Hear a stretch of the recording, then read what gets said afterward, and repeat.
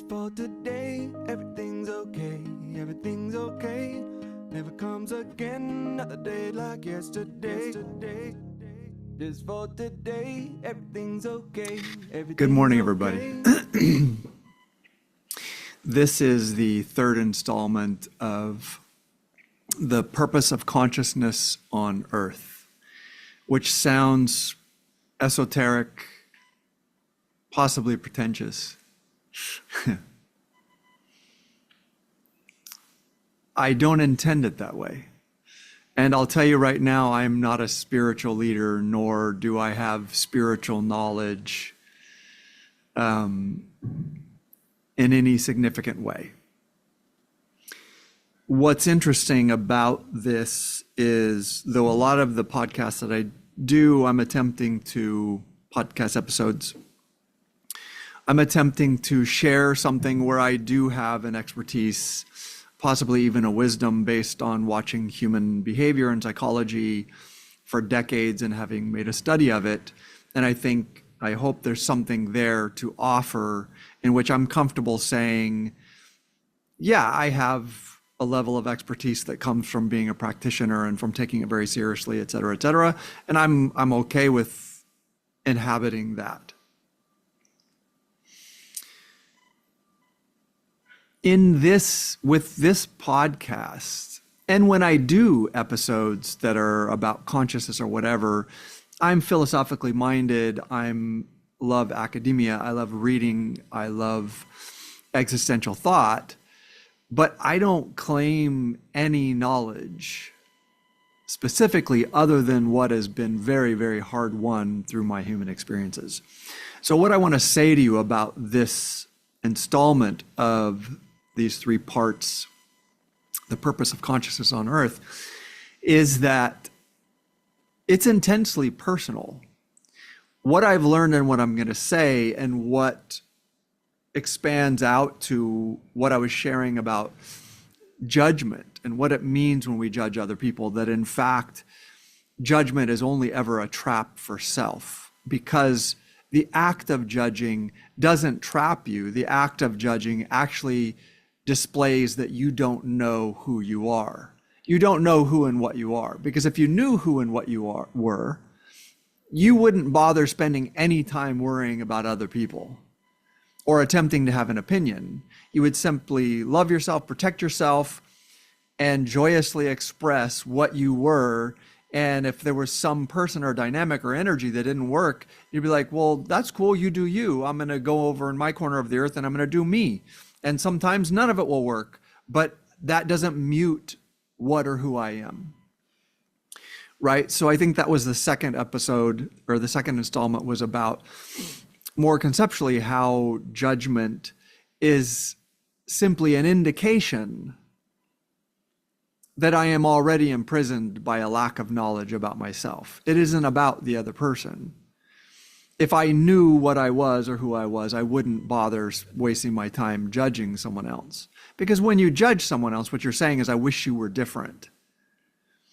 And when you wish they were different, well, why would anyone wish that? Well, because the way they are hurts you in some way. How does it hurt you? Well, because you're interacting with them in some way, or there's some interaction in which you're not able to protect yourself. Let's use a more concrete example. Rocks exist. I like rocks. If I were to try to have a romantic relationship with one, that would not work out. That would be pretty painful. But I know what a rock is, and I know what I am. A rock could hurt me badly. A rock could kill me. A rock could inflict decades of horrible suffering and misery. If I were to attempt to interact with it in a way in which I was confused about what a rock was, and I was confused about what I was. So I like rocks. I respect rocks. But I'm not going to have a romantic relationship with a rock. I'm not going to have any kind of relationship that has expectations of human awareness or interactions, right? So you can see judgment is a result of the fact that I'm already confused about who and what I am and who and what someone else is. So the purpose of human consciousness on Earth, we'll get to how my experiences relate to what I think it is. Again, I'm not a spiritual leader, but what I think the purpose of consciousness on the Earth is. In the first installment, I gave you guys an overview of some really important things I learned from watching my father. And watching my father, who I think as a human being genetically was blessed with a brain that processed information very quickly at a complex level and retained it very easily and made sense of it very easily in a way that could make him a good teacher, could make him a good problem solver, could make him an inventor, blah, blah, blah. He did some version of all of those things, but he struggled for most of his life because his unwillingness to accept the brilliance and the beauty of what he had physically, this brain, this processing ability, allowed him to find people for whom that was not their value and not what they were here for and not what they were trying to do. And then he would either back into this superior position where he tried to feel superior, or he would get really, really angry that they didn't see what he saw. And I watched that. And he did that intellectually. And I was like, well, that's stupid. I'm not doing that. That's nuts. Like, it was even embarrassing to like watch my dad, who was intellectually quite talented, sit there and associate people with people who are not trying to do that. You know, it's like if you're an expert acrobat or whatever, and then you go to the gym and just gather a random bunch of people and go, okay, you're my society. Now everyone do what I'm doing or you're an idiot. You're the one being an idiot. That's silly. That doesn't work. Right? So I learned that lesson, but then I shared with you in that first installment, I did the same thing, just different. I've always had a very, very strong ethical and moral sense. That doesn't mean I've been more moral or ethical than other people. I haven't. I've done lots of bad things. It is, and I struggle even more with guilt and with how I feel about myself, because I always knew since I was a little child what was right and what was wrong. Where it seems that other people had the ability to lie to themselves and to feel comfortable that the lie was deep enough and they were unconscious enough about that they could lie to themselves about whether animals were suffering, whether other people were suffering, whether they were being honest or just in how they related to other people. I was never confused. And I've hurt myself many, many, many, many times and done enormous damage to myself as a conscious being by following their leadership, because I didn't have the balls to go, I know what's right and what's wrong, and I don't know how to solve it. I don't know how to feed a country of 340 million people without industrial production of plants and meat. I don't know how to do it, but I know that it's fucking wrong. I don't have any need to lie to myself that industrial production of meat is anything other than suffering and misery inflicted on other living things. I mean, let me just take a mild detour. You know, like, do you know what's required for there to be milk? Cows don't just walk around producing milk 24 hours a day, year in and year out. They have to have had a baby to produce milk. But you can't let the baby drink it because the humans want to drink it. So how do you keep a cow giving milk? You take the baby away. You think it's any different for animals? They don't care when their babies are taken away? Do you think that? Are you one of the people who's really good at lying to yourself and pretending that there aren't many of them? Maybe there are some of them that are primitive, or there are cases in nature where animals kill and eat their own babies, whatever, usually under severe duress or sometimes mental illness or survive, like whatever, it happens. Hey, there are adults that abuse and murder their own children. That doesn't mean anything. That doesn't mean that there aren't millions of cows who are mothers who suffer depression and anxiety and fear because over and over and over, in order for us to be able to drink their milk, we get them pregnant and take their babies. Now, I am not there. I haven't documented it, but I've heard said that sometimes there comes a point where they've just been used too much and they get depressed and they just give up. They just lay down, they stop eating, whatever. What do? Pick them up with a forklift, take them off to the slaughterhouse and kill them. Does that sound like a happy animal? No, you know it's not. I know, okay, maybe you don't, but I know it's not. And I know that's a horrible, shitty thing to do. And that's a horrible, shitty system. And I eat cheese. So if you don't know that, I'm a way worse person than you are, because I've known since I was a little kid when things were suffering and that inflicting suffering was wrong. I have known. I have not been confused by these things. I didn't need to move to Los Angeles and have a woo-woo community tell me.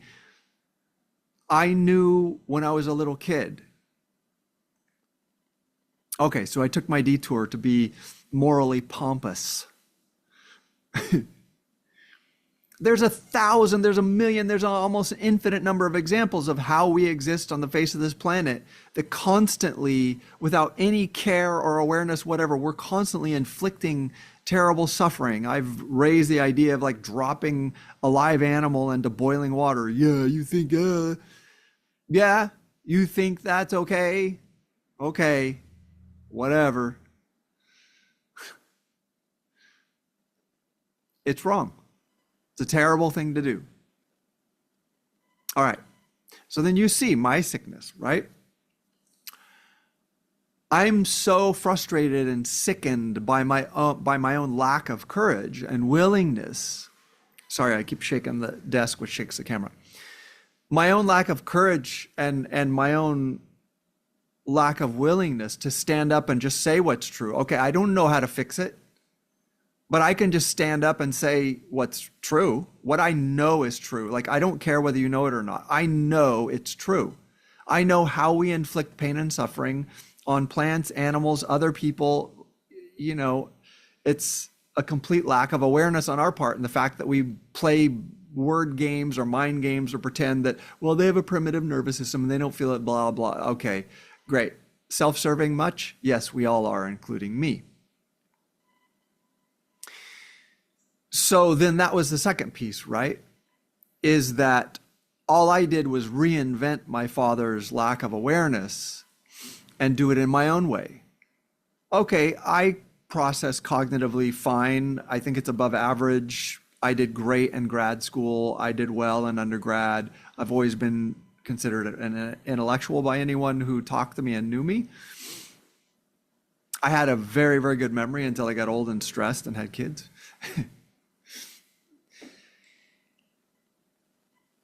But I didn't do it with intellect, because to me that violates my moral sense of how people should be treated. That whether you have average or advanced or less advanced ability to process information and retain information to make sense of it, it has no relevance whatsoever for your value. There are going to be things about each person that contributes great value and beauty to the human condition. But all I did was reinvent the superiority and the anger in the thing that I was born with, a natural knowing and a natural talent. which was to know what's immoral, what's wrong, what inflicts suffering, what really matters in life.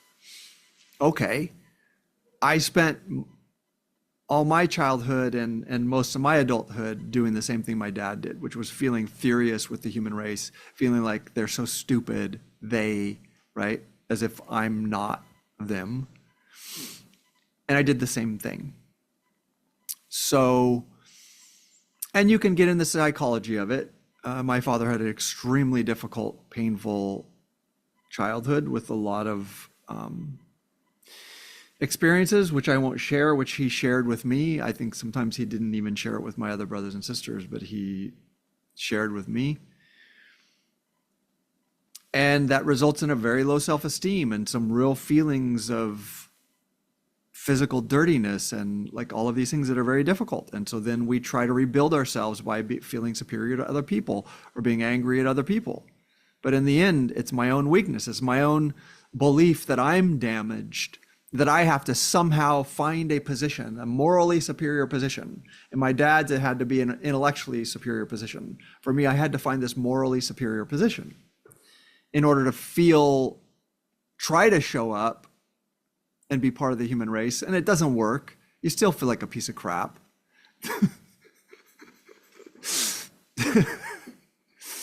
Our machinations are hilarious. I mean, if you get a little God perspective on it, it's fucking hilarious. It's like watching babies breaking things and spilling stuff on themselves and then going, my wet. I love my son so much. Like he's such a boisterous little boy, and he'll just take everything apart and break things and throw things and crawl over things and fall into things. And he loves water and mud and blah, but he hates being wet or dirty. It's so fun to watch. I mean, it's not because he doesn't like it, but you know, that's the way we are. It's like he does all these things that add up to him getting dirty, and then he's all upset about being dirty. That's us, right? From God's perspective. So I did that piece, and then in the second episode, I talked through more of the moral, conceptual, like of really the judgment, right? What's going on is I'm judging people. My dad was judging people, but it's a cover that you have a wound, you have a vulnerability, or you have something you're trying to repair about yourself, and you're using other people to do it, and you're trying to get position on them to feel better about yourself, right?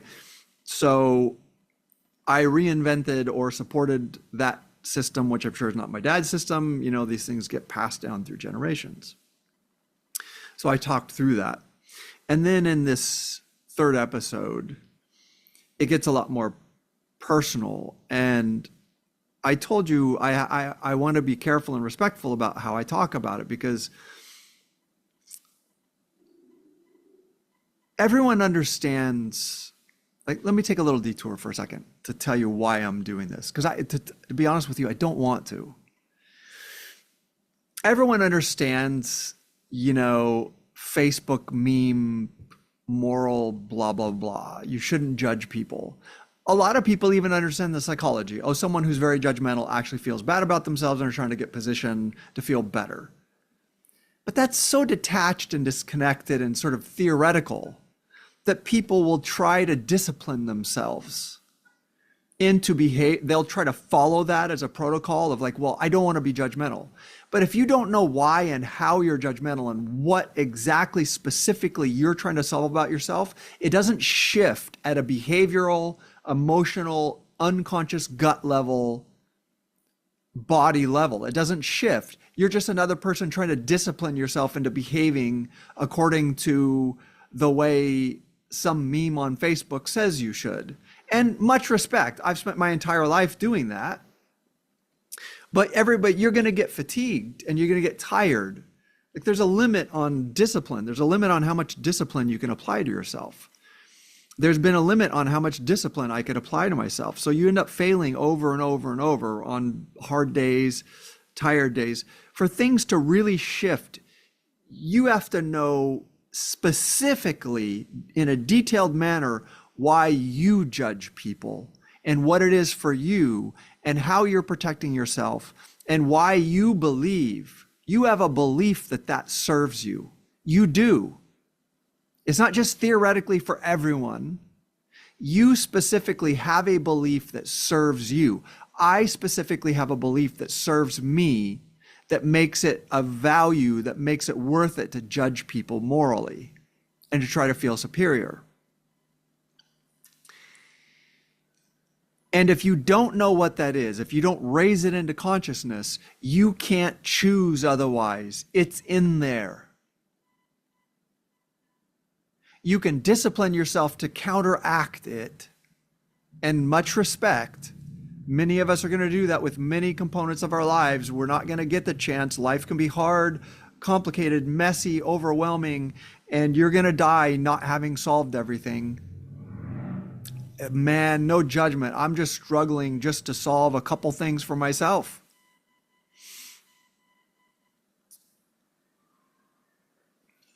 But if you can't know specifically why you specifically, with your personality, with the brain you inherited, with whatever your soul makeup is, if you can't figure out why you believe what you believe that results in judgment, you can't really shift judgment. Now, judgment's a problem for everybody, but it's going to be different in how people use it. Yes, theoretically, in the end, all of us judge because we don't know who and what we are. But who and what you are very specifically has very specific, important ways and things, right? That's why, again, I'm not trying to throw my dad under the bus, but I'm showing you that even though I reinvented his exact system, the way he did it was very specific to him with a very specific belief on the surface. And on the surface, I had a very specific belief, which is why I was blind to mine. Because I thought I had solved his, but all I did was reinvent it in my own way. I had to solve mine. I have to solve mine. That's why the Bible says, whatever the verse is, before you pluck the splinter out of your neighbor's eye, take the beam out of your own. You have your life to work on. And if you don't know that, if you're all upset about everyone else and how they are, you are deeply blind to how many challenges and soul tendencies and unconscious beliefs you have to work on. And it's time to raise it into consciousness. So the reason I'm going to now move into this episode after all the review, and to try to respectfully and lovingly give you specific details, is because when you see the actual mechanism, if I can share the actual mechanism, it really helps me raise into consciousness what my specific belief is and my specific, to me, payoff that has justified me staying blind and hurting myself and other people. And if I can do that, I hope that then you can understand that you can't just take the platitude and apply it to yourself and discipline yourself to generally, philosophically try not to judge other people. No, who you are as a specific person coming into this life with a specific brain and a specific way and a specific family history. And if you believe in having a soul that has certain characteristics and ways of being that you're trying to refine and work with, you're going to have beliefs and ways of being that are specific to you, just like I reinvented my father's superiority and anger towards others, but I did it very specifically to hide my own talent, which was not the same as his talent. He's him, he had his talent, and he did it in his way. And he was blind to himself in a specific way.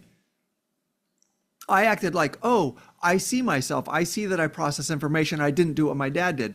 Bullshit. My true vision that I came into this life with, my ability to see, was my ability to see the infliction of suffering and to know it for what it was, and that I was never capable of bullshitting myself about it. And then I spent half my life, if I'm lucky, half my life doing it anyway because other people, right? And I can't blame other people. I knew And I'm angry at myself and disappointed in myself. So this is why, even though this is very difficult, and I don't want to do this episode. I don't. And I don't want to throw people under the bus to talk about, because to talk about the way I've been blind requires that I refer to how I experienced other people. But I'm going to do it, and I'm going to try to do it as respectfully and lovingly as possible. I've shared with some people in articles I've written, and I've made reference to, there were some things I experienced. For example, one of the techniques my mother used to discipline me was to force me to strip naked and stand in front of her.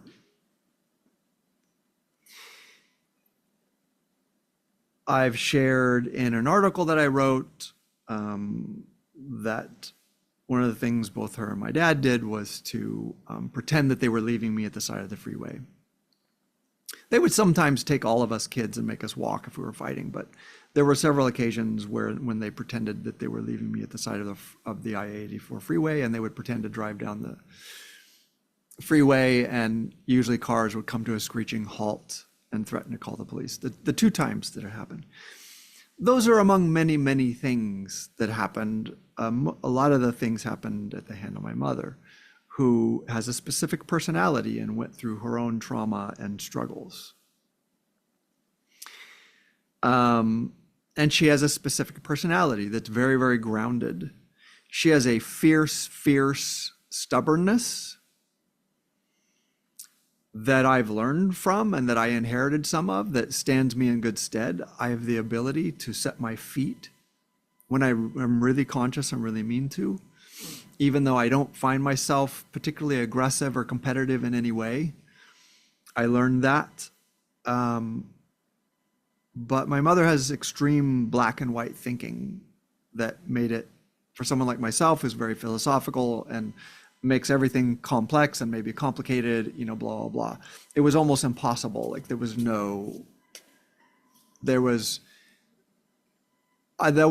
not going to understand her, and she was not going to understand me. And that resulted in a lot of abusive experiences, et cetera, et cetera. So I don't blame myself for those experiences, and those were among many, which I won't bother to go into.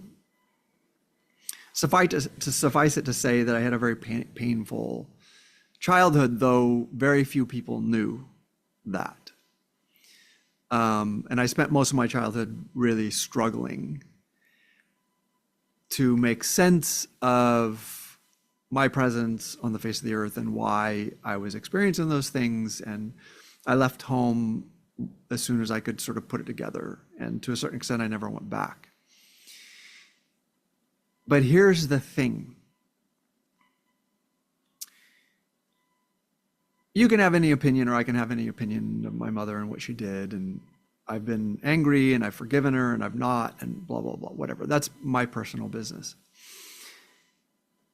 But what I can tell you is there has been this theme across my entire life. And I see this with clients too. Sometimes clients will come in and it's like there's a life theme. And I have a suspicion about life themes, but let me not talk about other people. I'll just talk about me. I have a suspicion. Again, I don't blame myself for what my parents did to me or what my mother did.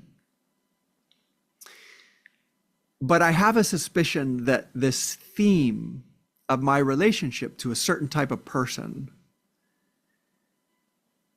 was there before I was born.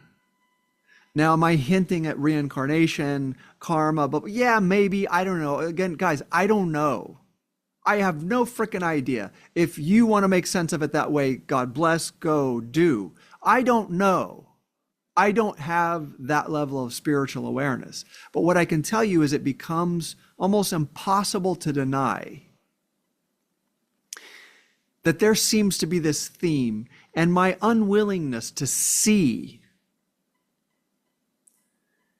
that at some point that became self-abuse. That I could say, and believe me, any therapist will say this, you learned that as your attachment, that became your attachment style. You know, your mother was this sort of person who had a particular blindness to her own habits, her own patterns and behaviors. She's always lied about the things that she did to me. She's never admitted it. She will never admit it.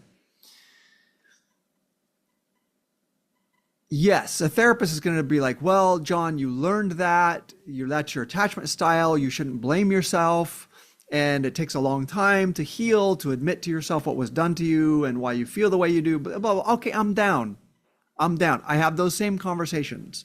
But I'm talking to you now just about me as a human consciousness on the face of this earth. It feels older than that. And also, I feel like I'm smarter than that. There are people who go through very difficult childhoods, and the second they get away, they invent something different. I don't know, maybe they had an advisor, maybe they had some influence. I can only tell you that over and over and over and over and over my entire life, I've ended up in long-term relationships with the same type of person. I worked a job for about a decade where the person who oversaw the whole thing, and again, it would be really nice. I love telling stories, but I'm not going to tell this in a way that anybody could go, oh, I know who that is, or I know where that was. But I worked a job where the person who had power over the situation was extremely reactive, paranoid, and made a very uncomfortable environment for a lot of people. And it triggered me into constant fight or flight to where I behaved in a way that was flighty, a little bit irresponsible, even though I always worked hard to do the right thing. I was constantly avoiding and trying to escape this energy. It was so bad for my body. It was so bad for me. It was bad for me. It was bad. It was not a good environment for me to exist in. Now, the same was true of my father and I, but I will always credit my father and give him credit for the fact that though he was abusive with me and controlling and critical for most of my life, that if it really came down to it, he would always say, you have a right to just go do whatever you got to do. Like, if I don't work for you, okay, go do. And he would even try to support you in some way. Maybe if you need it monetarily, something, right? And so I moved on from that relationship in ways I think he may have never understood that I had to. But it was in relationship to a person who was not going to raise into conscious awareness really how he treated me, and to see that it's like, well, someone can't take that much judgment and control and be okay. Like, that's not going to work out. Either you have to repair that, or that person's going to have to move on, which is what happened.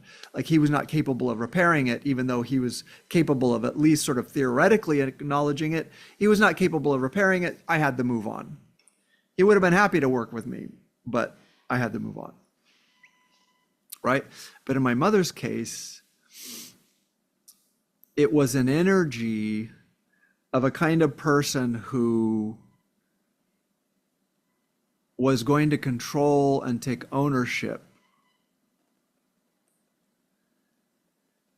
who I think felt so enmeshed that the very way you held your body or completed tasks or whatever was painful and uncomfortable for them. It's almost like you are their arm, and it's involuntarily doing things not the way they would intend it to be done.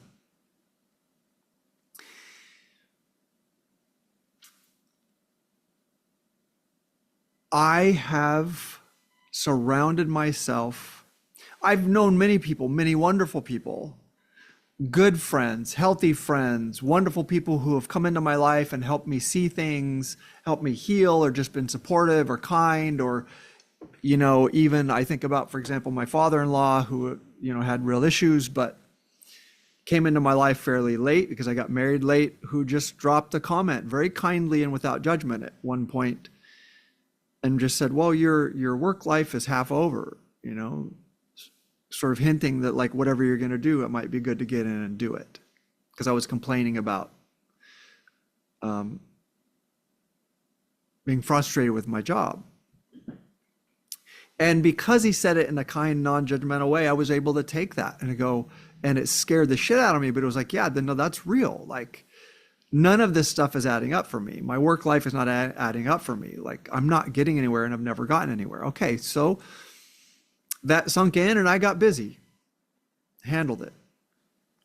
But there have been many, many, many, many people who have offered me kindness and non-judgmental feedback. And over and over and over, I have tuned into people who were who had to be intensely focused on staying alive and taking care of their own needs. And I was always deeply uncomfortable in every one of those situations. And I would get these little bursts of feeling as if I had achieved something when I could pour enough into it, and you know, I would accuse myself of being traumatized or being too weak or being too sensitive, all the things, again, that my mother accused me of in childhood. You're so sensitive and, you know, blah, blah, blah.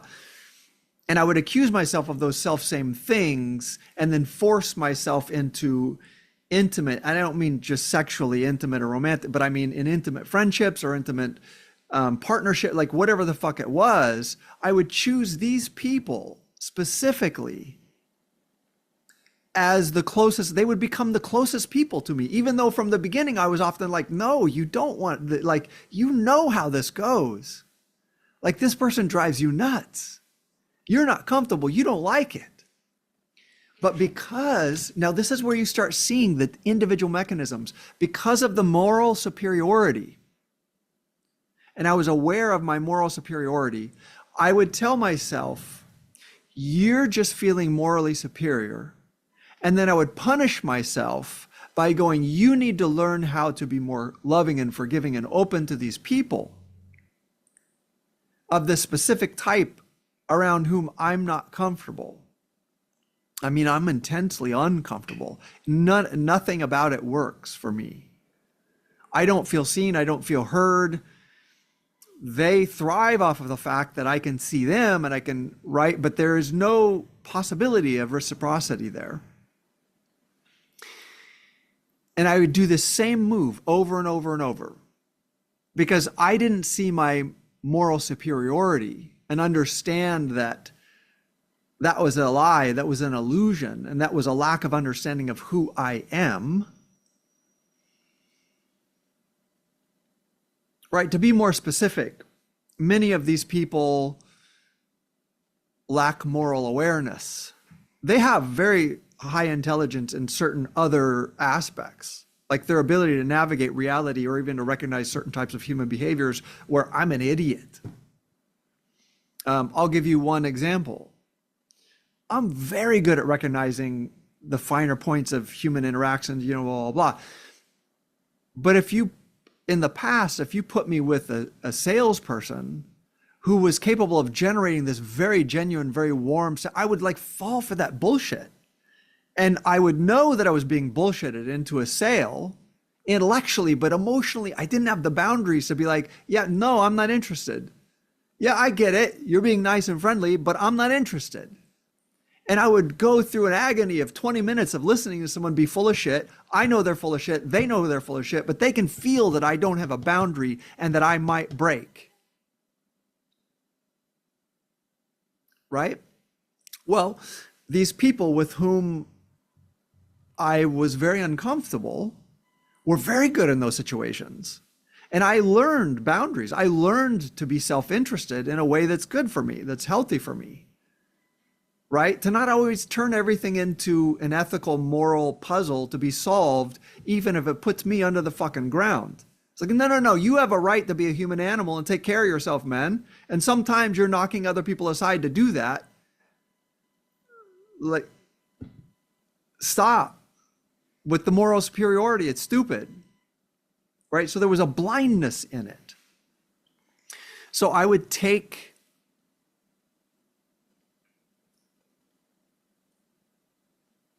place myself in a morally superior position and then feel guilty about it. And then force myself to submit to people with whom I was not comfortable, and I was not comfortable with the moral decisions that they made. And I was not wrong. I knew that they were going to have poor outcomes, but then they would try to involve me in those poor outcomes. And I was always smart enough to draw enough of a limit that I didn't have to experience those, but I was always witness to it and always being pulled into the emotional mishigas and drama and bullshit that I would never have placed myself in.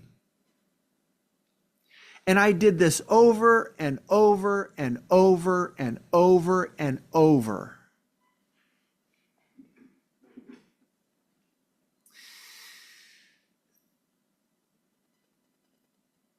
The person in the work situation was not immoral, right? They were honest, they did things the right way, but the way they treated people, I mean, they would act with real rage and anger and then take no responsibility whatsoever. That the way they had behaved, that they basically, this personality style is one in which if they get really, really angry at you, it's always your fault. Either it's like you did something that's worthy of that anger, or maybe I'm kind of wrong, but you did something that's worthy of that anger, right? There's no, or at the very best, if they're kind of like, well, yeah, maybe I should have, but there's no ownership of like, oh, you're an angry person. You have a problem with anger, right? Now, here's where these mechanisms get really, okay, so if I can see so clearly, like I have this thing where I'm so good. Yes, it is a talent. That's a fact. It's a talent, right? That I was just born with that seeing.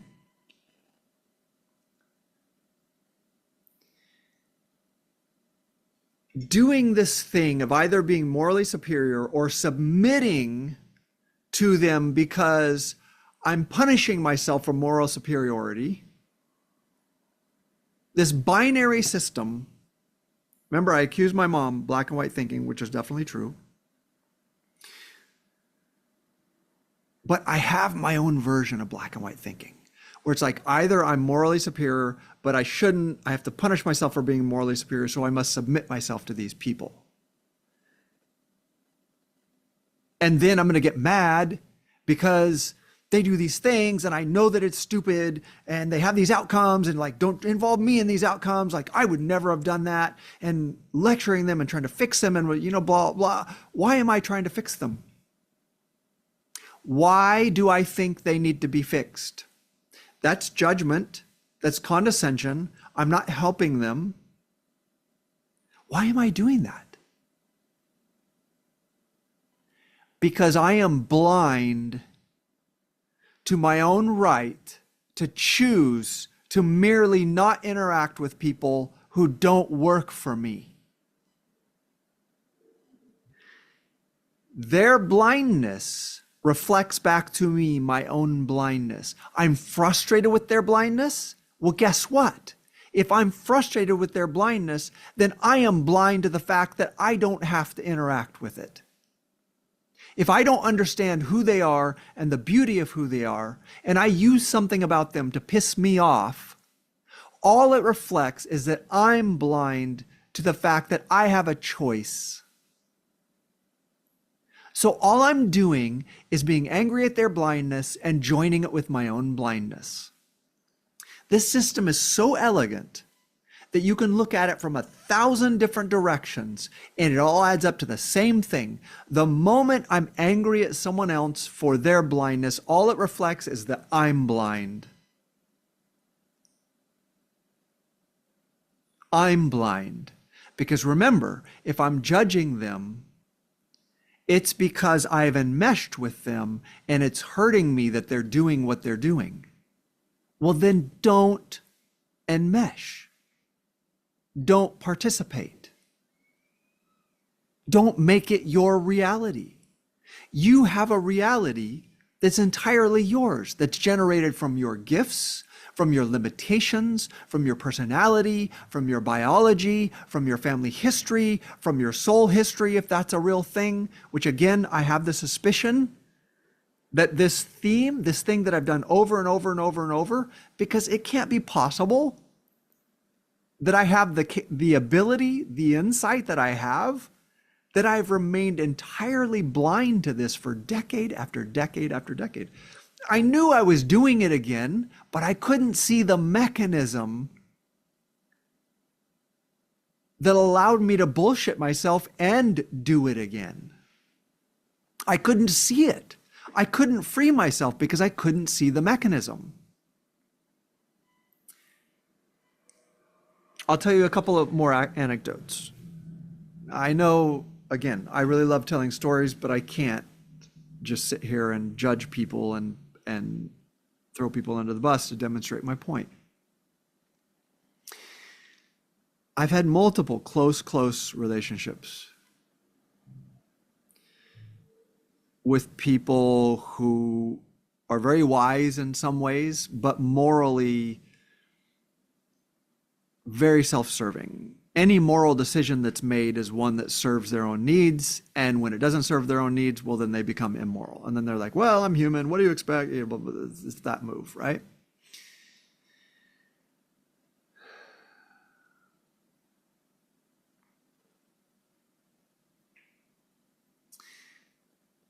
I've had friends, associates, people to whom I've attached,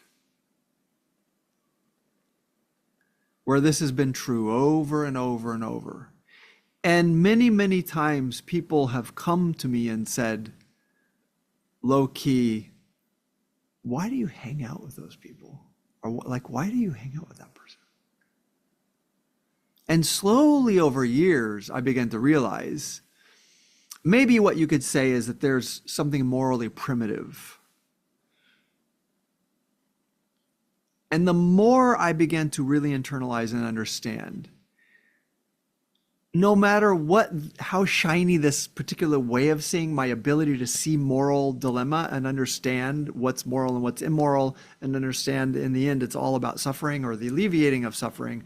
When we inflict suffering, that's immoral. When we alleviate suffering, that's moral. It's simple. It's not difficult. There's no excuses. There's no like, well, it's okay in this situation. No, it's never okay. It's never a moral choice. The fact that I can see that does not change the fact that if I enmesh with and judge people who have a primitive way of being in some aspect, that I have a primitive way of being in some aspect. It won't be the same aspect, right? The same way with my dad. It was like, oh my God, morally, my dad was so primitive sometimes. It was shocking that someone could be as smart as he was and then just regress to like an angry 7-year-old, right? So I can sit here and go, well, he's primitive. But my irritation and my judgment of him being primitive had to come from my own primitive, unseeing state. My judgment and frustration with him being primitive in a certain aspect of his personality or way of being could only come from my own primitive, unseeing state. And the same is true of every single one of us.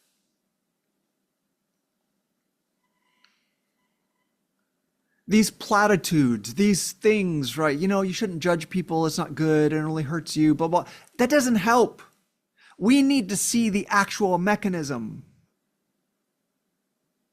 We need to see the actual mechanism, or maybe just I do. Maybe it does help some people. Maybe some people hear that and go, I feel it. Yes, I don't want that. Maybe there are people like that, but I need to see the mechanism to shift. And now I'm seeing the mechanism. I made a friend who I became close to, in some ways sort of became my best friend for a while, who spent a major portion of every day figuring out how to game financial systems to essentially scam money. End of story.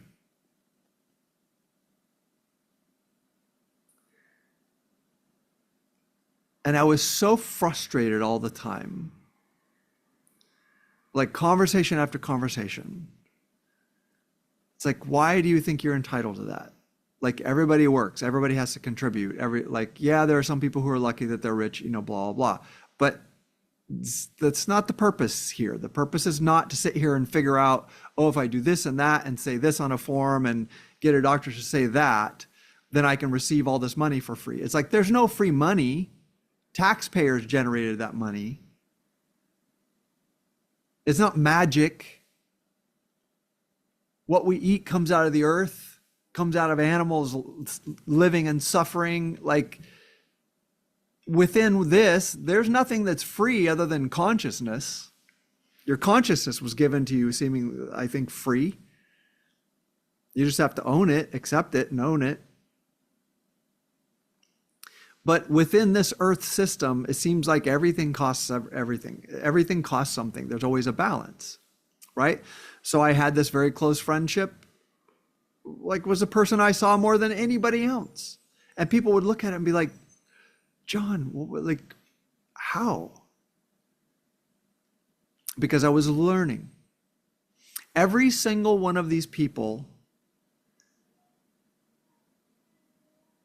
that I've had this just crystal clear view of how morally primitive they are in this aspect of who they are, there's a deep unseeing. I've spent all of these years because, and this is where it spins on itself, my frustration with them is my own unseeing. And I was matching unseeing for unseeing, because obviously mine was just as stubborn as theirs. If I'm having a conversation with someone that's like, hey man, like everybody needs to work and contribute. And it's not just about money or like whatever. If you get some windfall, if you have a rich uncle who happens to give you like, 10 grand, like great, congrats. But like for the most part, it's like, there's no point in just going around and gaming every system to scam money out of it. It's not good for you. It's a way of being that denies you and denies your skills and denies what's beautiful about you and what you have to offer. Okay, if I'm frustrated with that and I don't see that, and I'm trying to fix that person, and I'm spending all my time and energy fixing that person, being pissed at the way they are, but also spending my time with them and allowing them to believe that we're close friends and we're aligned and that I'm not uncomfortable. And I was very uncomfortable, always, all of these relationships, I'm very uncomfortable. The entire time I end up getting sucked in trying to manage their behaviors, to stop them from behaving in this way that I know doesn't serve them and doesn't serve me and doesn't serve anybody. But what they were teaching me was there's no difference between my unconsciousness and their unconsciousness. I'm unconscious of a very significant thing.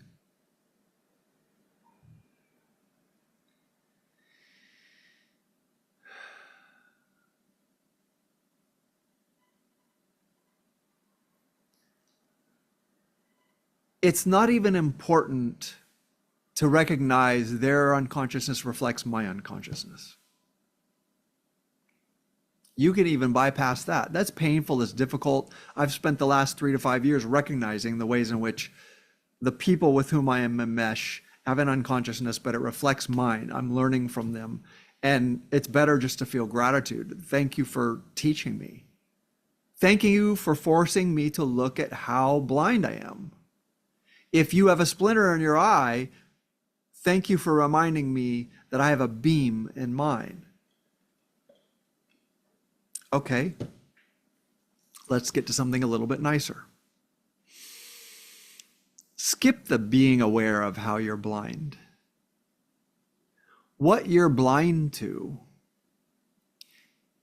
there are very specific ways that you're blind, and very specific ways that I'm blind, and very specific ways that interact with your personality, your biology, your inheritance, your experiences, your family history, your lineage, like what all of it adds up to a very specific special thing that's you and the experiences you're having in this life. That's great. Okay, look at the mechanism. But in the end, if you're unconscious of the fact that you're unconscious, what is it that you really don't know? What is it that you're really not seeing? All this time, I've chosen to have close relationships with a specific type of person who behaves in a way that morally offends me, and I am uncomfortable the entire time, and I'm enmeshing, and I'm codependent, and I'm trying to manipulate them, and I'm trying to lecture them, and I'm trying to make them see that they don't see. What is the most obvious thing that I'm not aware of and I'm not seeing? What's the most obvious, most important thing that I'm not aware of that I'm not seeing? What is it? What is it? What is it, everybody? Raise your hand. What I'm not aware of and what I'm not seeing is me. And I don't mean me in the unconsciousness. The unconsciousness is what I'm not. It's these belief systems. It's things that I've imposed on myself. It's things that I've accepted. It's childhood abuse. It's all of it. It's all that stuff. Some of it, maybe I'm responsible over. Some of it, maybe I'm not. It's all of it, right? None of that stuff is me. So if I spend my entire life either obsessing about who other people are and how they're wrong, do I know who I am? Am I living with myself in the fullness of myself? Okay, let's go back to, and I can say this both as a human, a spiritual being, and as a therapist who sees people do this. Let's go back to all of the stuff. I need to see the mechanisms and the belief systems. And okay, that came from my childhood and blah, blah, my relationship with my mother and my relationship with my father and this and that. And it's really not my fault. And you know what? I've internalized it and I have PTSD. And okay, yes, all that's true within this reality, within psychology, within physics, all that's true. But all of that is a distraction. I'm still not seeing or thinking about me. I'm not being me. Now here's where it gets spiritual. And it's also psychological. When people heal trauma, and when they let go of belief systems they have about themselves, and when they stop covering themselves, in all the years I've been a human and watched people heal and do blah, blah, blah. And in my own work, and in all the time I've been a therapist and watched people heal, not once has anyone ever let go of a deep unconscious belief system and discovered they were a piece of shit. Not once. Not once have I ever seen someone let go of an unconscious belief system or let go of a piece of trauma, or let go of something they thought about other people or thought about themselves and go, oh my God, I see it now, I get it, I'm just a worthless piece of shit. Not once. Not once. Do you know what happens? When people let go of confusions and lies that got layered over them and beliefs that got taught to them by their experiences or were literally stated to them by abusive parents or the whole mishigas, or me like being and meshing with that kind of person over and over and over and over and over and being so uncomfortable and basically lying to them that I was comfortable and making them feel comfortable and making them feel that it's an important relationship and I'm in it, blah, blah, blah, blah, blah, blah. And then the psychology under it, it's your attachment, because of the experiences you had, blah, blah, blah, blah, blah. All that noise, if you remove that noise, what you'll find is that you're a beautiful, joyful, loving, peaceful, creative, excited, exuberant being. Over and over and over, that is the only thing anyone ever finds. Sometimes they're just at the door and they just suspect it and they get moments of like, oh my God. Maybe I'm not a piece of shit.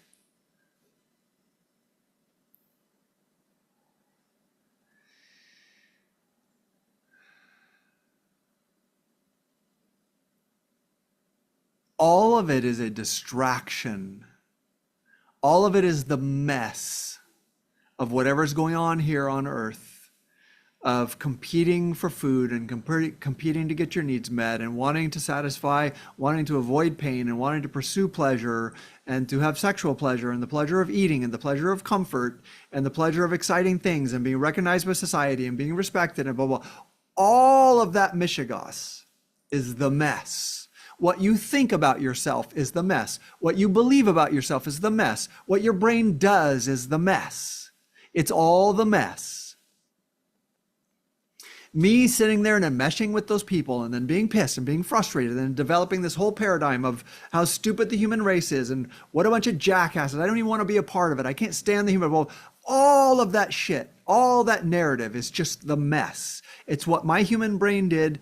And in response to feeling wounded and being made to feel less than and feeling less than and trying to fix it with it, right? Using my brain to fix my brain and using pain to fix pain and using judgment to fix judgment and blah, blah, blah. It's all the mess. It's all the mess. It's the mess. It's the whole GD mess. And it's always a mess and it's always gonna be a mess. It's the mess. But none of it is what I am. Because when you drill down and you get specific, not just judgment's bad. Judgment's bad, why? Because if you're in a state of judgment, you're sitting there and freaking out about how someone else is, which is only a reflection of how I am in maybe some different aspect, but I'm hiding that from myself. But if there's an unconsciousness in me that blinds me in some way, what am I blinded to? I'm blinded to who and how I actually am, what I actually am. Unconsciousness covers consciousness. Consciousness is what you are.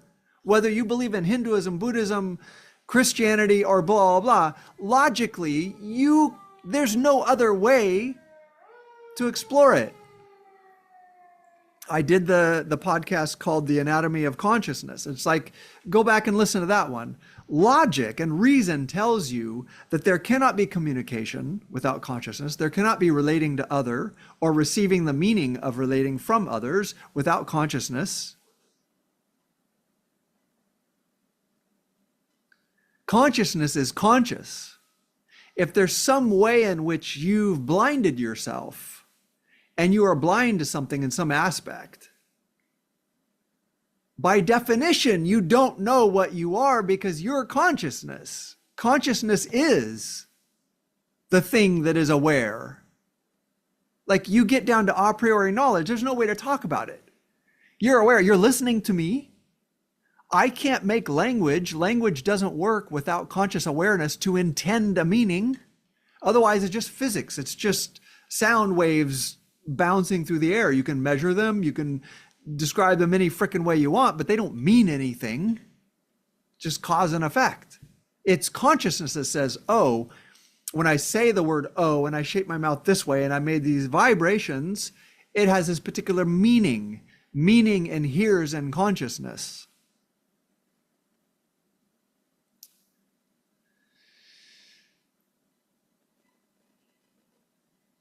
You are conscious awareness.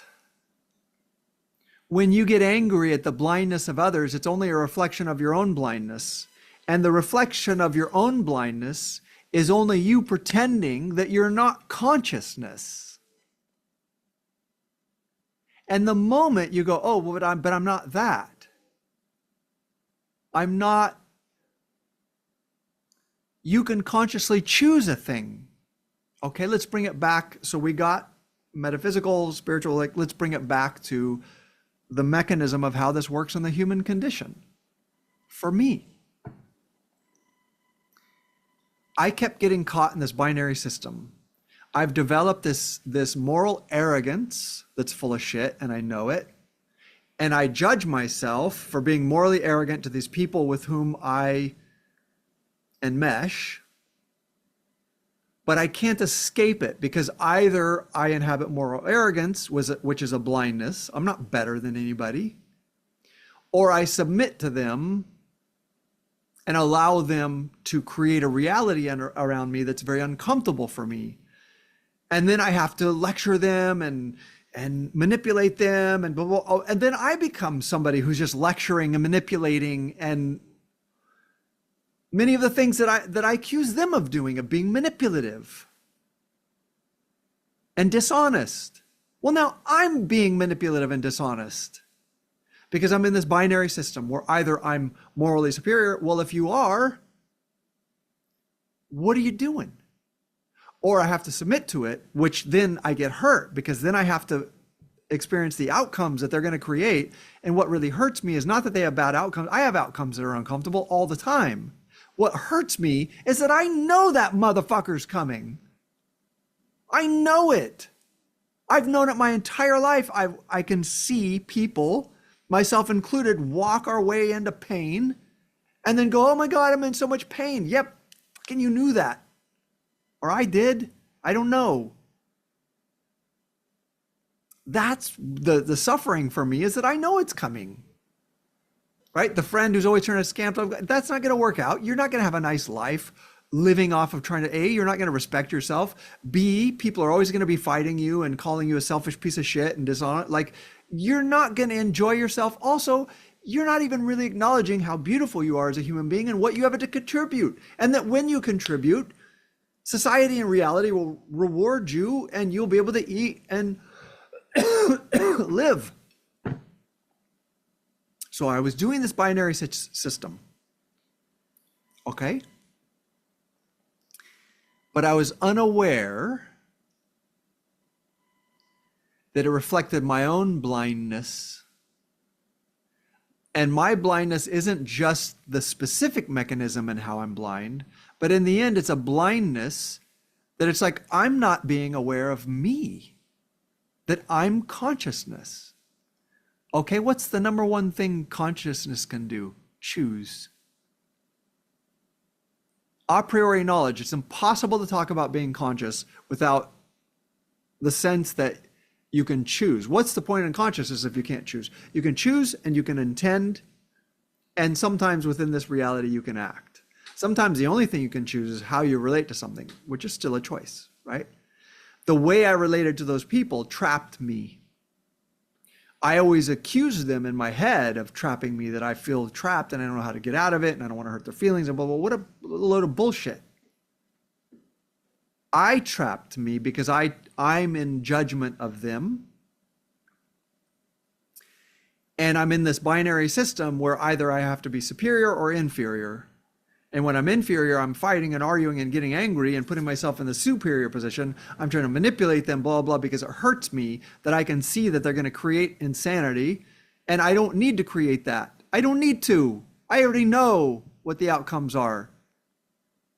I either earned that or blah, blah. That's my thing. They have their thing that they're good at. That's my thing. So why the fuck am I participating in it? I don't know. I'm an idiot. Okay, I'm always acting like I'm saving them. I'm not saving anything. They're not interested. They're going to keep doing that. That's fine.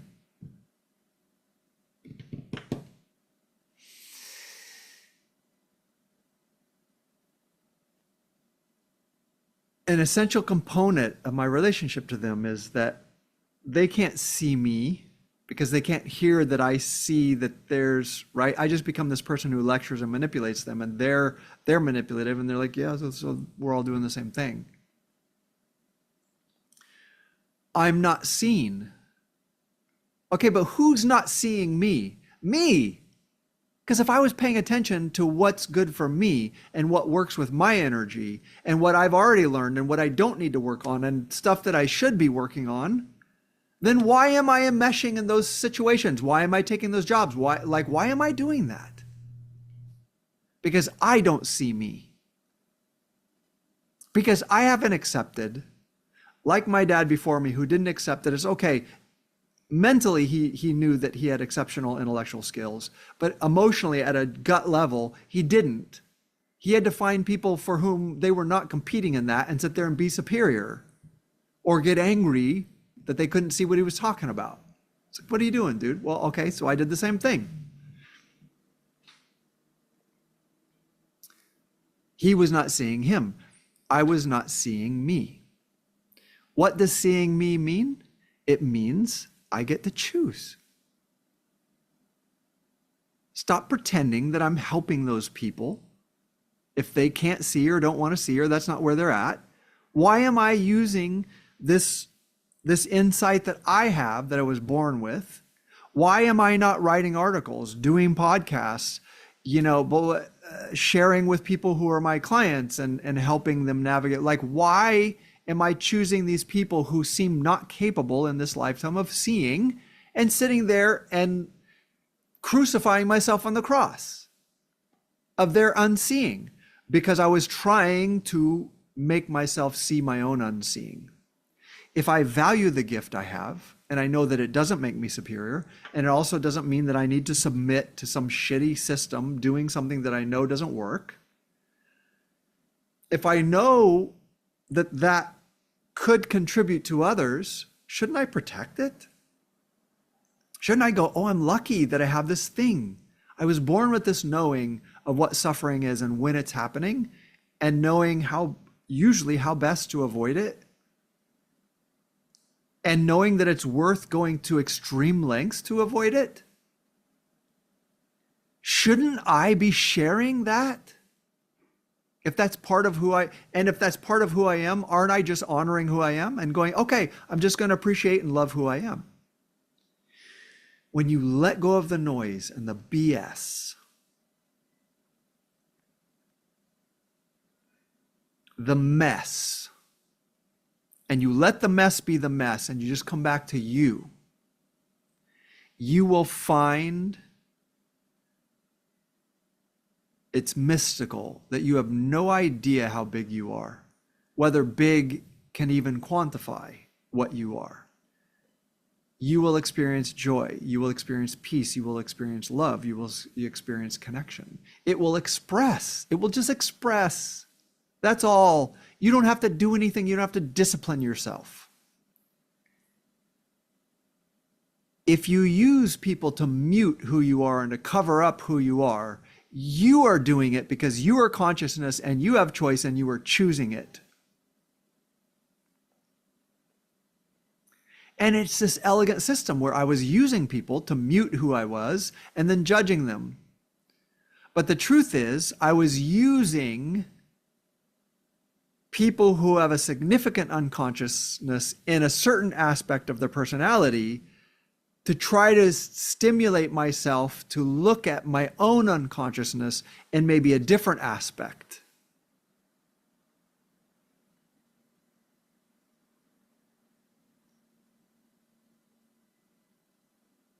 And I spent well over half a lifetime waiting for myself to wake up. Okay. I didn't have a plan for how this would go. I think I said what I meant to say. I'm getting tired. Also, there's specific things in it underneath that make me very sad, that are very difficult, right? I've loved many people, many of them really, really, really not good for me. And there's nothing wrong with them. It's just not good for me.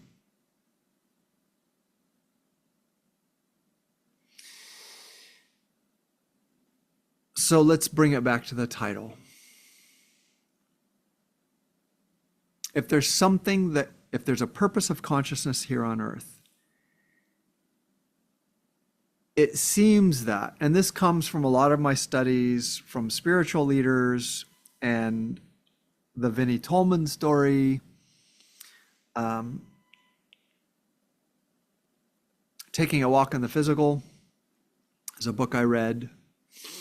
It was a startling book. Studies Christianity, Judaism, mysticism, Hinduism, Buddhism, just all of it really comes down to the human condition. The only thing that makes sense to me, with the inordinate amount of overwhelming suffering and misery that goes on the face of this planet every minute of every day, is that we come here.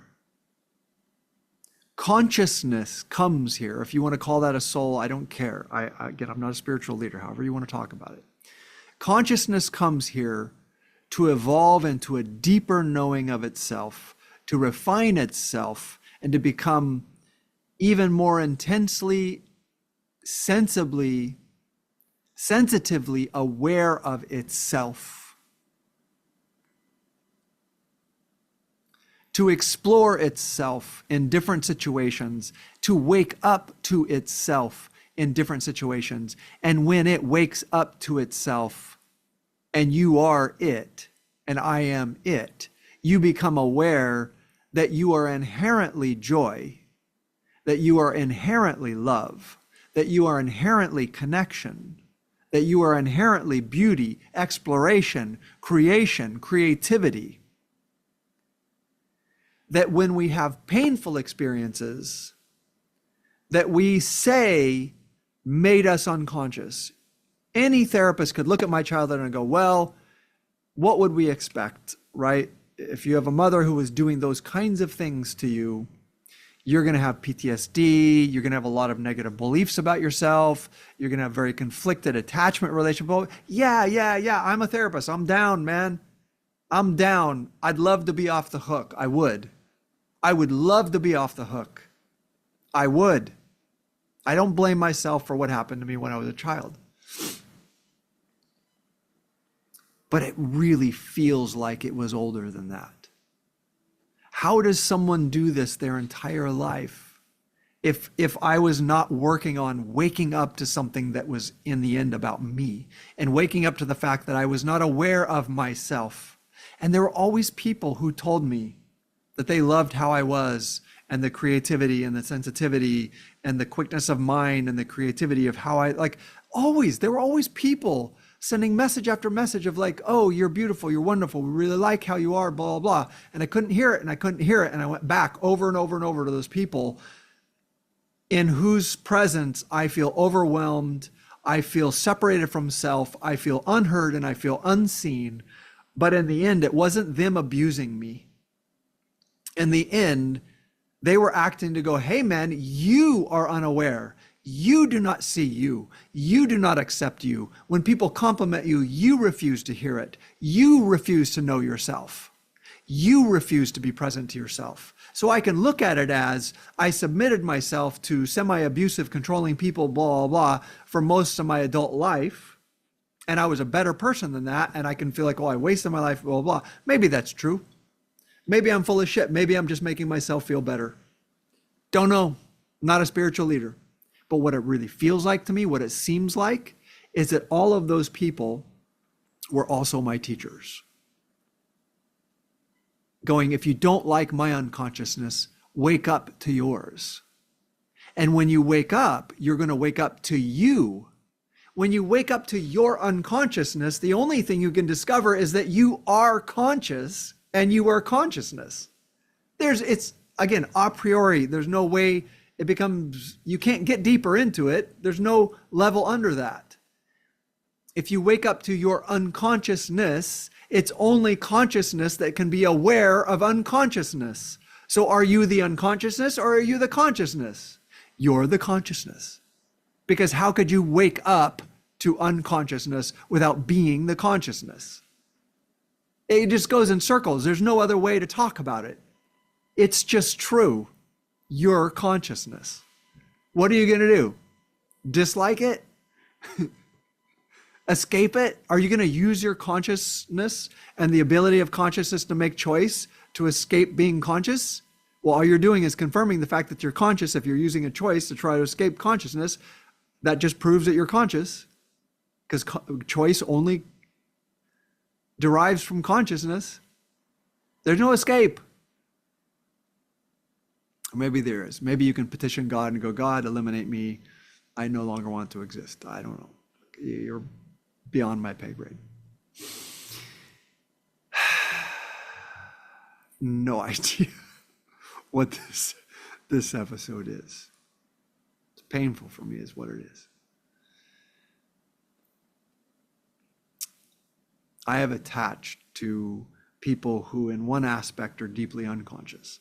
The depth of their unconsciousness was the depth of my unconsciousness, my lack of awareness of who I am and what I am. One aspect of who I am and what I am is someone who is born always able to see suffering and how to mitigate suffering. Always. It's just, there's nothing to think about. It's not confusing. There might be confusing decisions of like, how do I avoid it? What do I do? How do we feed 340 million people without industrial production of meat? Yeah, okay, done, totally. No, I don't fucking know. But I know that there isn't anything that works about torturing animals so that we can be fed. And I know that we're smart enough to invent systems so that we don't have to. I know that much. You can come go, oh, fine, John, how? I don't fucking know. But I know that we're smart enough to figure it out. That's something that's true about me. But what it really comes down to is I am consciousness. I'm conscious awareness, waking up to myself as conscious awareness.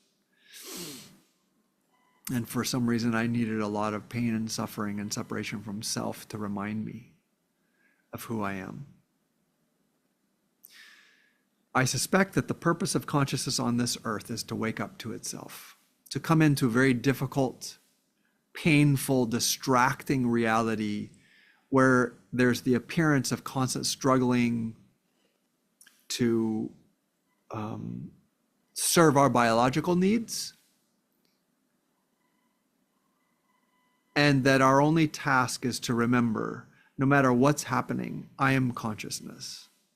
And I came here to become more conscious and to refine how I am as a consciousness and to intensify my awareness, not to lose it. And I know that I have allowed myself to slowly lose certain levels of conscious awareness over the decades of submitting myself to dynamics that were not good for me and just aren't. I'm going to leave it there, guys. I think there's more to be said, but I'm tired and it's a painful subject for me. I hope it's of help to you, and I apologize to anybody who thinks that they may be a person. And as for my mother, she did what she did, and I don't hate her. But her story is her story, and I will not reveal more for now. All right, you guys, I love you. Talk to you next time. Take care. Just for today, everything's okay, everything's okay.